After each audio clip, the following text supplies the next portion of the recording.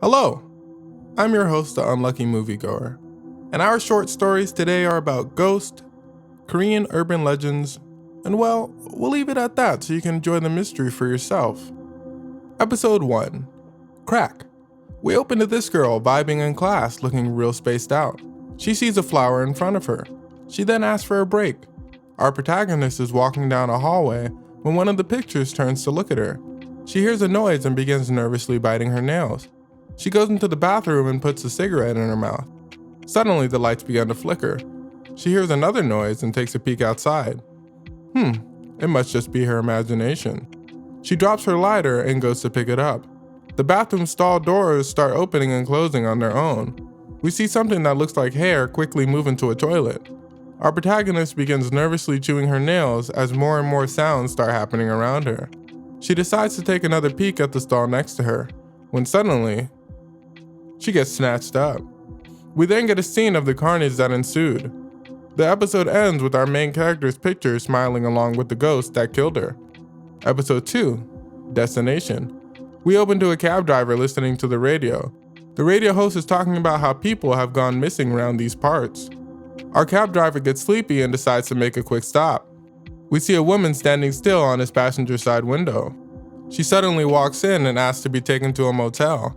Our man puts the motel in his GPS but can't seem to find the location. She says she knows where it is and they head out. She says turn right. He says there's nowhere to turn. She keeps saying turn right over and over again. He just calls her crazy and decides to keep driving. Suddenly, a demonic-looking hand reaches over for him. He turns to see the lady is gone. He looks forward and sees the lady standing outside his car. He makes a sudden stop. The GPS reads that he's arrived at his location. Our main character looks behind him and asks if the lady is okay. What a nice guy. The lady uncovers her face to reveal she has no eyes. I guess she's not okay. Our man loses it and tries to dip. He's suddenly paralyzed by some kind of curse. The lady shows him her eyeballs while he continues to scream. We cut back to the man and see his eyeballs have been removed. The cab turns back on and drives off into the night. We see eyeballs on the cold asphalt, then fade to black. Episode 3, Special Guest. We meet Cy Rome, holding a virtual housewarming. A stuffed animal falls behind her. Her viewers are spazzing out and some say she's faking it. She goes to pick it up. Our girl Cy Rome is talking about her move when someone sends her 30,000 balloons. I don't know how much that is in US dollars, but I know it's more than what's in my bank account. Someone suddenly says that they see a book moving in the background. The book suddenly falls. Something else then falls in the background. Some of her viewers still think she's faking it, but most of her fans are freaking out at this point. She stops to broadcast, or at least thinks she does, because she's still on live. She begins laughing, not realizing she misclicked the stop button. She's asking her friend how things looked, telling on herself, mentioning that this whole thing was a hoax. She begins taking a picture and puts on a filter. Something else in the background suddenly dawns on this filter as well. Another something then wants to get in on this picture. Suddenly, her whole camera is filled with ghostly photo crashers. She turns around and is suddenly possessed. Her body starts to move towards the camera, frozen in fear. She begins banging her head on the desk. We see someone that looks just like her doing the banging, but the audience can't see this figure. The doppelganger throws her on the floor and sits on her seat. It begins to act like her and signs off. Episode 4, Curiosity. Two girls are vibing, then suddenly run into school. They're running up the stairs when one of the girls hurts her ankle. Her friend goes up to get both of their books. She opens the locker and sees a creepy doll. She laughs it off because she thinks it's probably her friend playing a prank on her. She gets ready to go. She then suddenly hears a noise. Our girl is walking down the hallway when she hears another noise. The locker swings open and we see the doll smiling. Our protagonist turns to see a girl absolutely tweaking out. The girl begins crawling towards her. Our protagonist dips down the stairs only to realize she's been running down the same floors continuously in a loop. She falls. We see our contortionist friend from earlier crawling towards her. They get up close and personal. Contortionist people start splitting up and we hear our protagonist scream. Her friend starts walking up the stairs unknowingly into a disaster. Episode 5, Red Shoes. We see a girl vibing. We can see from these pictures in the background that she's in the same school as the girls from episode 1. Some other girls are gossiping about how a classmate jumped in front of a bus. The teacher walks in and everyone takes their seats. The teacher says don't talk to the police about their classmate's death, then suddenly looks at our main girl. Our main girl looks over and sees the desk from earlier with a flower on it. We can assume this was her deceased classmate's desk. She starts deleting messages from her deceased classmate. These messages are quite incriminating. It seems she knew her classmate was going to die. And oh hey, it's the girl from episode 1 who got taken out in the bathroom. The teacher is pulling a late shift when she gets a text telling her to come to the classroom. She heads to the classroom and sees a girl sitting covering her face. The teacher's trying to calm her down when she hears a noise. She looks down and sees blood running down the girl's legs. She looks back up and sees that the girl is none other than her deceased student.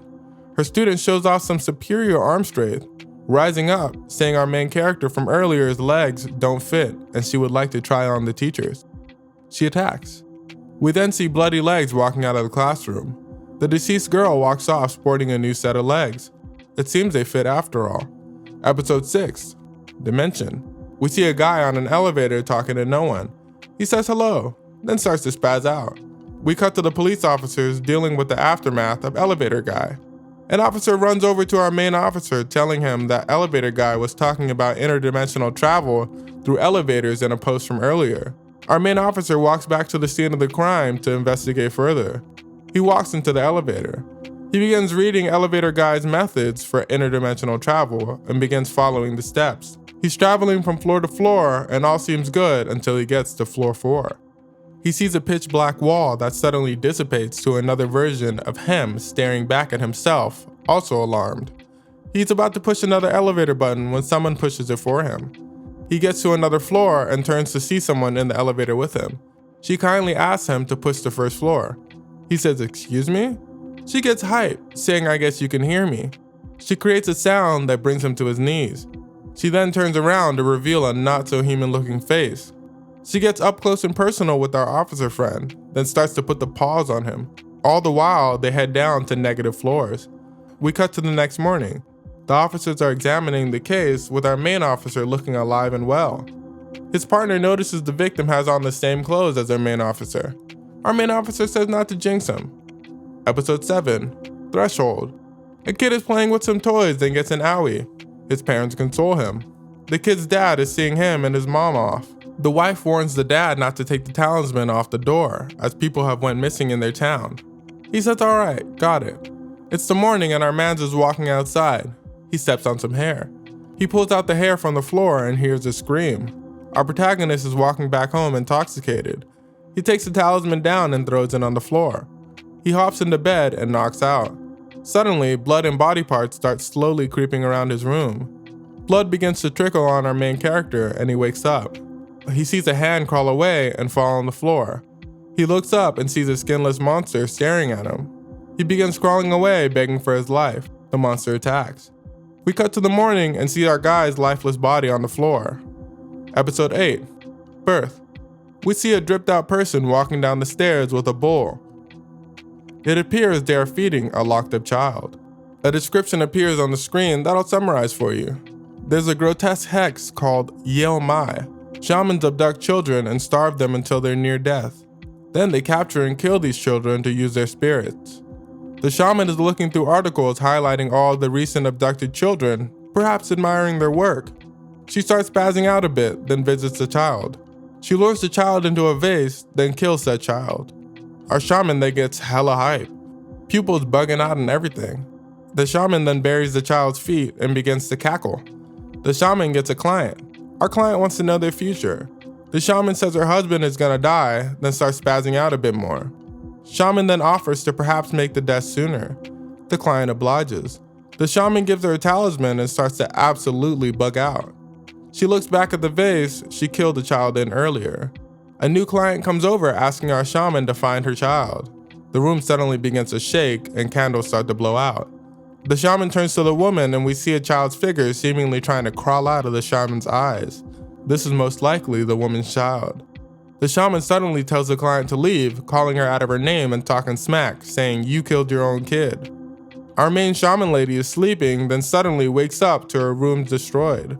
She begins to pray to the spirits and suddenly this cabinet opens up and something spills out. The shaman crawls over and begins eating the ash and her body begins to contort. She begins to hear babies crying in a demonic fashion, then looks down to see a baby trying to crawl out of her. Said baby crawls out. A demonic-looking baby begins to make its move. We get a shot of the woman who was missing her child from earlier, dead on a tree. That was the last of our stories. If you want to hear more stories, like and subscribe.